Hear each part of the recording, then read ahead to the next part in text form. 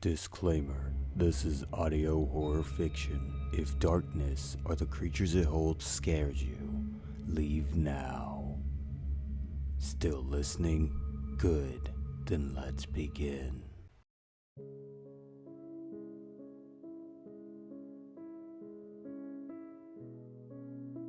I used to be afraid of a stairwell in my uncle's house. Well, no, that's not entirely accurate. I'm still afraid of it.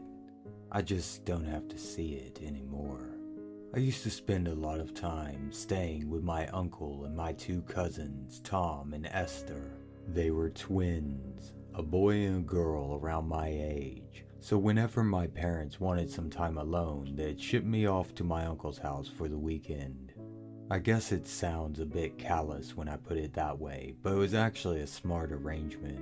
Both my parents worked very hard to make ends meet, but my uncle had money from a huge life insurance settlement he got when my aunt died. He had a big old house and a garden for us kids to play in, so it made sense for me to go there when my parents wanted to get me out of the house for a while.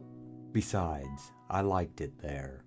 The house was gigantic, and my cousins always had the latest game consoles and toys. Sometimes I wished I could swap places with them. The only thing I didn't like about the house was that it could be a bit creepy at night. I always slept in one of the guest bedrooms on the second floor. It was part of a trio of rooms that were set apart from the main bedrooms, where my cousins and uncle slept. Like I said, the place was huge. The first time I remember feeling really spooked was one night when I was maybe 7 or 8 years old. I woke up in the middle of the night needing to pee really badly, and I crept out of my room to go to the bathroom. In order to get there, I had to cross the upstairs hallway. Alright, no problem. It was a bit creaky, and sometimes my uncle got mad if I woke him up from walking across it too loudly. But I had memorized all the spots that made noise if you stood on them. I was halfway across when I heard a sound coming from the stairwell leading down to the back door. One odd feature of the house was that there was a door around the back that would bring you directly upstairs to the second floor. I think it was originally a servant's entrance. This place was really old, but by this time hardly anyone ever used it. I remember my parents saying not to play on the stairs because they were really steep. You could break your neck if you fell down them, they said. I wasn't particularly scared of breaking my neck. As a 7-year-old, I knew that it was technically possible for a person to hurt themselves and die, like my aunt, but it never really occurred to me that I could die. Anyway, I heard this odd shuffling sound coming from the stairwell and walked over to see what was making it. There were all kinds of wild animals living in the garden, hedgehogs and foxes and even some badgers, and I thought one of them might have gotten inside. The thought of seeing one up close excited me, and I flicked on the light switch at the top of the stairs eagerly. The naked bulb hanging from the roof of the stairwell cast enough light to immediately dash my hopes of finding some interesting critter to play with. The stairwell was empty. Even still, the odd shuffling sound continued. There was definitely something down there. I stood at the top of the stairs, still badly needing to go to the toilet, but completely overcome with curiosity. I think it was at this point that the first seed of anxiety planted itself in my mind. What if there was something dangerous down there? What if the noise was a burglar trying to get in? I put one bare foot on the first step and was shocked by how cold it was. I'd forgotten they were made of hard stone. Immediately the sound vanished. Had the animal or burglar heard me? No, that wasn't possible. I had been completely silent. I went down a few more steps, and then a few more. I could now see the door leading out to the garden. It had been replaced at some point. The lovely old wooden door frame swapped out for one of those ugly white PVC things with a frosted glass window at the top. I remember that if you pressed your face right up against the glass, you could just about get a distorted view of the garden. But from a distance, it showed you nothing but blurry shapes and a fog the color of the sky. I stared at the window, alarmed but not entirely sure why. Then it hit me. It was a clear, moony night, but there was no light filtering through the window. Something was standing in front of it. The shuffling sound returned, accompanied by an indistinct shape traveling lazily down the glass. A hand. Someone was trying to get in. I stood there, transfixed with terror. Then I heard the voice. It said, the single word coming out in a hoarse bark. I turned and ran. In my haste to get away from the door, I slipped and banged my knees sharply against the edge of one of the stone steps. The pain was incredible. I screamed and scrambled up the remaining steps on all fours. My uncle was out of his room in an instant. He was an incredibly light sleeper, which is why I always had to be so careful going to the bathroom at night. "Help!" I yelled, certain that I could hear something clambering up the stairs after me. My uncle grabbed me by the forearm and yanked me up the stairs so hard that I almost fell over. At the time, I didn't think there was anything odd about his reaction. I was clearly in danger, or so I thought. But think about it for a moment. You're an adult. You hear yelling in the middle of the night and see your nephew playing around in a stairwell. Wouldn't you be more annoyed than alarmed? I mean, he acted as if he had walked out of his room to find me trying to escape from a fire. It was just odd. "What's going on?" he said, once it was clear that I was in no immediate danger. "What are you doing out of your room?" "There's someone outside," I shouted, or something to that effect. I think I was a bit hysterical. I still remember how his face went pale in the watery yellow light of the stairwell's lone bulb. As a child, you look to the adults around you to confirm that your fears are unfounded. Seeing that he was afraid made me all the more terrified, and I started to cry loudly. It didn't take long for Tom and Esther to come out of their rooms as well. They saw how upset I was and must have thought something terrible had happened, because pretty soon they were in tears as well. "That's enough," my uncle said. "Just calm down." He could be intimidating when he was angry, and we all shut up. He looked down at me. "What exactly did you see?" I just repeated what I'd already told him. There was somebody outside. He set his mouth in a firm line and began to make his way down to the back door. "Be careful," I remember saying, certain that the intruder would attack him when he reached the bottom. The three of us watched him walk quickly down the long stairway. I waited for him to see the door, to see what was behind the door. But he just kept going into the short hallway at the end of the stairs and disappeared from our view. A few seconds later, we heard the unmistakable sound of the back door opening. I don't think I'd ever been so afraid in my entire life. What was he thinking? Opening the door? He was going to let it in. But after a minute or two, we heard the door close again, and then he returned, walking briskly up the stairs. When he reached the top, he pressed the light switch firmly, concealing the entire stairwell in darkness. There had been nothing there, he said. I had probably just heard a badger trying to get inside. Sometimes they did that. I started to ask why I had never heard one before, but then thought better of it. He looked kind of annoyed, almost like I had done something wrong. I went back to my room, only realizing once I shut the door that I never went to the bathroom. Well, it was too late. There was no way I was going outside again. I managed to hold it in all night, although you can bet I didn't get much sleep. The next day, my cousins were eager for me to tell them what I saw. I was less than forthcoming with the details. It was one of those crisp winter days, and in the cold light of the sun, my experience the previous night took on the unreal feeling of a dream. I evaded their questions, and eventually they got bored and gave up on asking. Needless to say, I was pretty spooked as evening approached.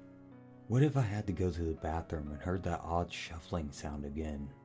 What if the figure behind the door managed to get inside and made its way to my room?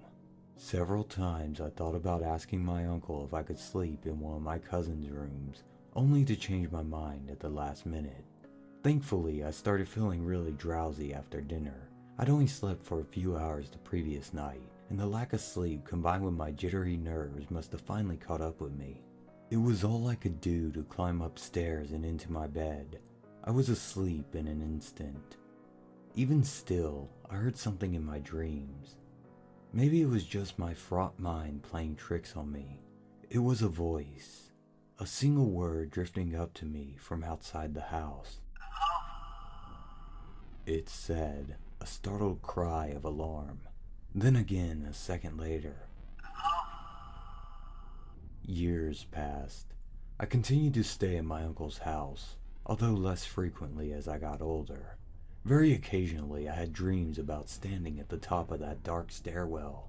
Mostly it was empty, but sometimes I looked down to see a thin pale face staring up at me and would wake up in a cold sweat. Over time, the dreams faded, although I still felt an inexplicable pang of concern whenever I had to walk past the stairwell at night. When I was 14, my parents told me I was going to be visiting my cousins for Christmas. They had to work, they explained. Their company was conducting a long-term project in another country and needed them there for a few weeks. I pretended to go along with it. I'd found a letter from an oncologist weeks before and knew that my father had been diagnosed with pancreatic cancer. He was going in for serious chemotherapy. I guess they wanted me to have one last Christmas before I had to deal with his illness. Anyway, I packed my bags and pretended not to notice the tears in my mom's eyes when she dropped me off at the train station. My uncle met me 4 hours later. It was a cold, gray day with clouds hanging low over the nearby mountains. I used to like those mountains as a kid, but that day they seemed kind of overbearing and creepy. On the drive to his house, my uncle mentioned that I hadn't been over in winter recently. I thought about it and realized that he was right. All my recent memories of going to visit there were in spring or summer. Then he asked me if I remembered that time I got a fright when I was much younger. I felt the hairs on the back of my arm stand up and had to suppress a sudden shiver. By then I had completely forgotten about the incident. There was something very strange about the way he had brought it up completely out of the blue after all those years. Yeah, I said, staring out the window at a snow-covered field. I thought someone was outside the house, right? That's right, he replied, and I knew suddenly that this wasn't the first time he had thought about that night since it happened. You were really frightened. I shrugged, a bit embarrassed. Well, I was a kid. He grunted non-committally, as if he wasn't satisfied with that as a response. I hope you won't have any scares this time, he said. I had no idea how to reply to that, so I didn't, and he let the subject drop. Keep that exchange in mind. You'll see why it's important in a few minutes. By the time we reached his house, it was snowing heavily. My cousins greeted us at the door with mugs of hot chocolate, which was the kind of thing you do when you grow up with a dad who's home all the time and never has to leave for work. We caught up on everything we had been doing since the last time I visited, then played video games for a while. We were pretty engrossed in one particular game when the power suddenly went out. I was considerably more freaked out by this than my cousins, who assured me that it happened fairly often during snowstorms. My uncle came in to tell us that he was going to drive over to check on an elderly neighbor of theirs. If he wasn't back in an hour, it meant he had gotten snowed in at the neighbor's house and we should go to sleep.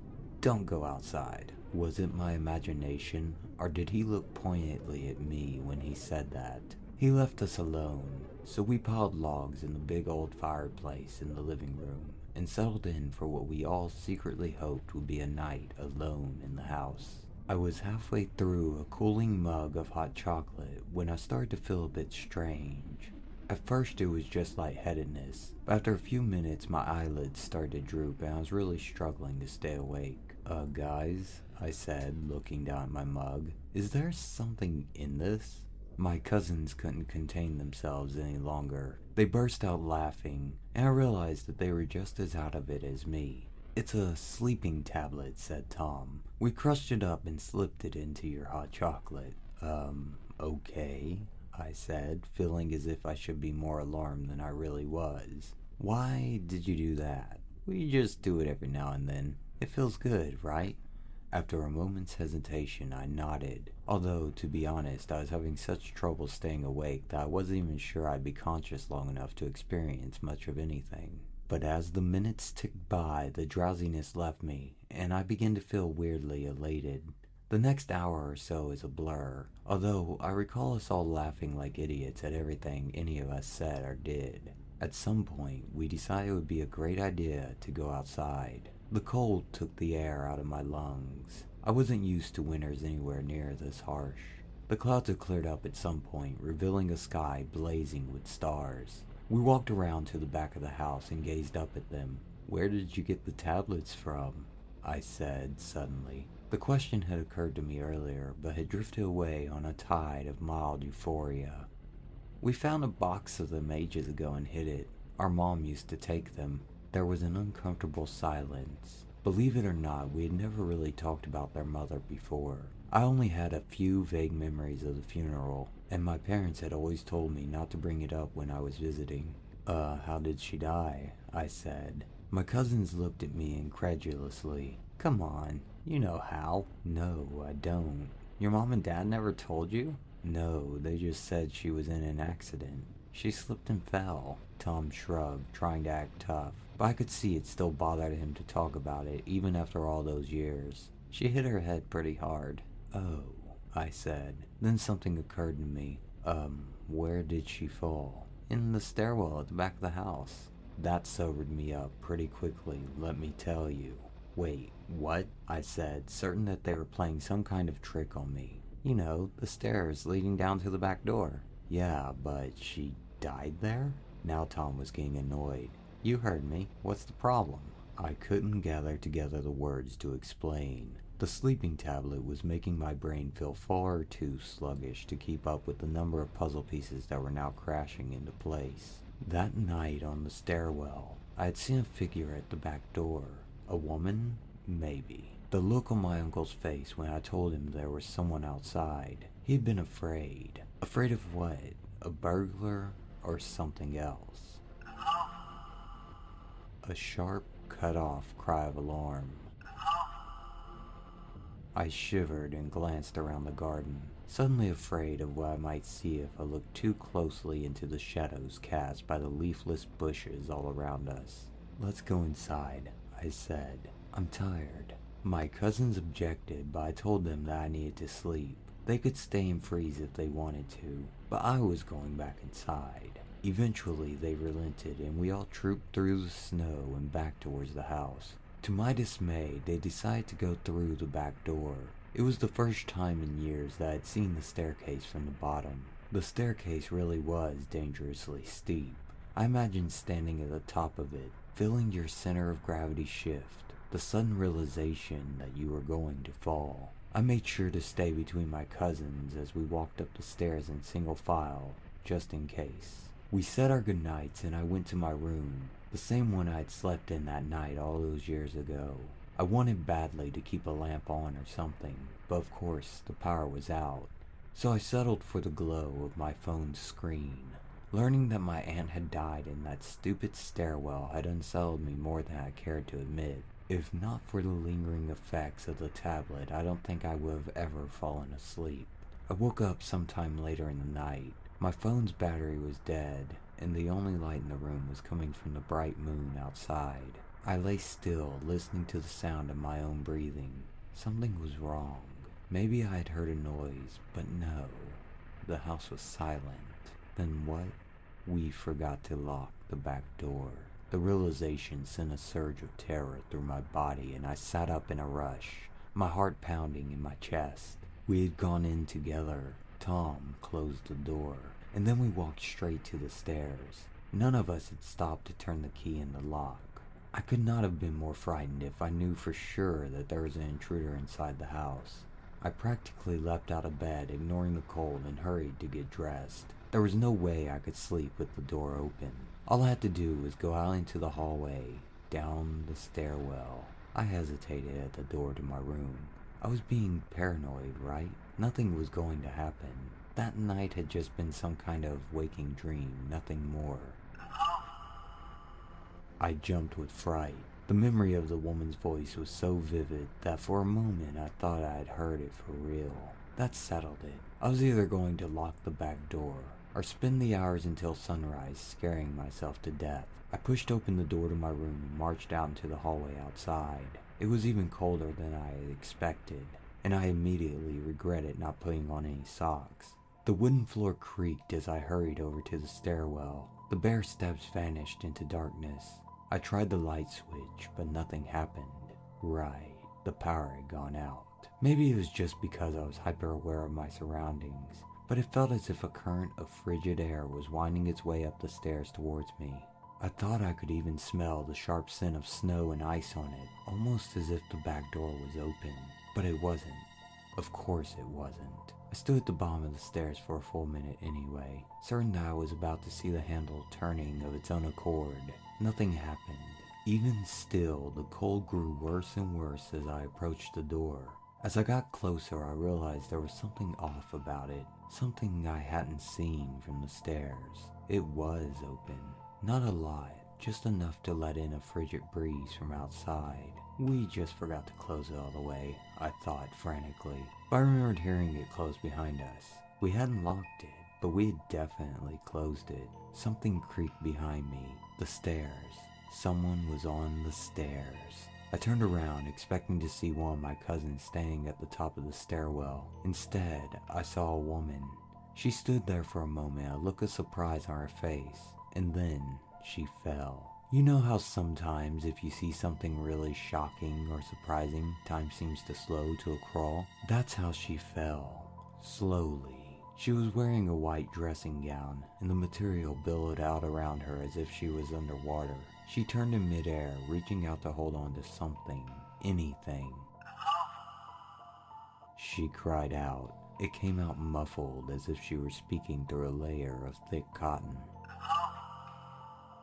I stood there frozen as she tumbled towards the hard floor at the bottom of the stairwell. Just before she hit the ground, she turned her head towards me. I recognized her from the pictures I had seen of her standing with my uncle and cousins. I ran forward, thinking I could save her, but I was too late. She hit the ground head first. In the moment before she disappeared, I saw her neck begin to collapse in on itself, as if her vertebrae were shattering. Maybe they were. And then she was gone. I stared at the spot where she had died, trembling and panting, my mind reeling. There was another sound above me. In the dim light coming in through the back door's frosted window, I could just about make out the silhouette of a man. He stood at the top of the stairs with his arms stretched out, almost as if he had tried to save my aunt as she fell, or as if he had pushed her. I went back home the next day, claiming that I didn't feel very well. My uncle didn't speak on the drive to the train station. It's been years since that happened. I haven't been back to the house, and I've tried not to think about it. The reason why I'm telling you all this is that I received a wedding invitation in the mail. My cousin is getting married. After the reception, we're all going back to the house for a family dinner. In the invitation, she makes a joke about having a wedding in winter, but it was the only time she could get the entire family together. And that's what she wanted, her entire family together under one roof. I wonder if my uncle objected at all. What excuses he made. I wonder what he'll do if someone wakes up in the night because they heard a strange noise coming from the stairwell.